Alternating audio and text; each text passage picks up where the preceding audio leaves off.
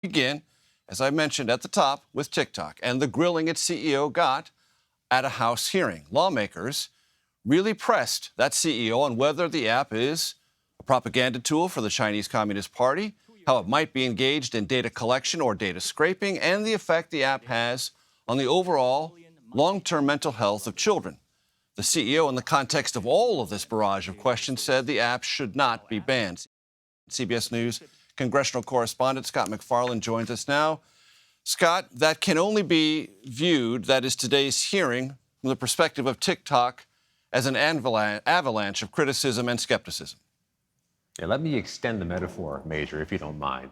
This day began as an uphill climb for TikTok in Congress, and at the end of this day, it looks like Mount Everest and/or that avalanche you referenced. There was no safe harbor for the CEO of TikTok in the House Energy and Commerce Committee. That became clear.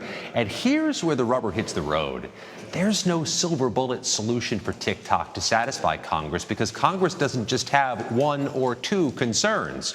We heard for hours concerns from members of this panel about the Chinese tethers inside TikTok, the way it could be utilized or weaponized to spy on or propagandize Americans. But then there's another group in Congress has concerns about its impact on young people, on their body image, on their mental health, on the addictive nature of the algorithms and this app. And then there's all this concern about it being a platform for misconduct against youth. There's so many different concerns. There really was no singular way for the CEO to satisfy everyone. I could say when he walked in the room today, he told the panel they're going to take very seriously increasing or improving the firewalls to keep Americans' data out of a foreign actor's hands, and that they are taking seriously their mission to protect teenagers and youth. But nobody walked out of this hearing room championing what they heard from TikTok, and for them, that's a problem.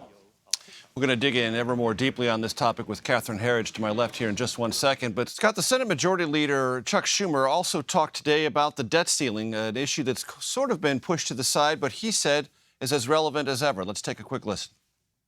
Right now, the House seems to be headed not getting off the floor, heading into a brick wall, because they say, you know, unless we get our way, we're going to default, but they won't even say what their way is. They don't have 218 votes to put it together.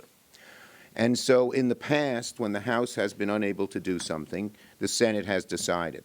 But the first step, since it's Leader McCarthy, who's the one who's playing brinksmanship, is for him to put out his plan. We're waiting for it. There are so many small incremental political stories that can kind of flood the zone here on Capitol Hill. It's easy to lose sight of the crisis that is looming in a matter of weeks. There's been no progress on solving this debt ceiling crisis, no progress on averting a default.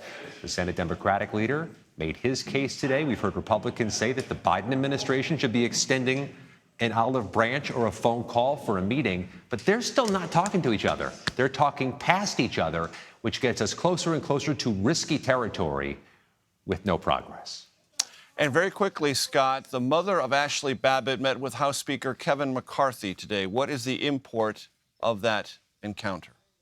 First of all, the symbolism of it. She met with Speaker McCarthy just behind me, down the hall in the Speaker's office. That's just steps away from where Babbitt breached the House Speaker's lobby January 6, 2021. Truly just steps away. It is a political statement by McCarthy to not only have a meeting with Ashley Babbitt's mother, but to do so in a notorious way, in a way that we all could see and know about. We know Ashley Babbitt's mother has been active, advocating for the January 6 defendants, arguing for the House Republicans to investigate.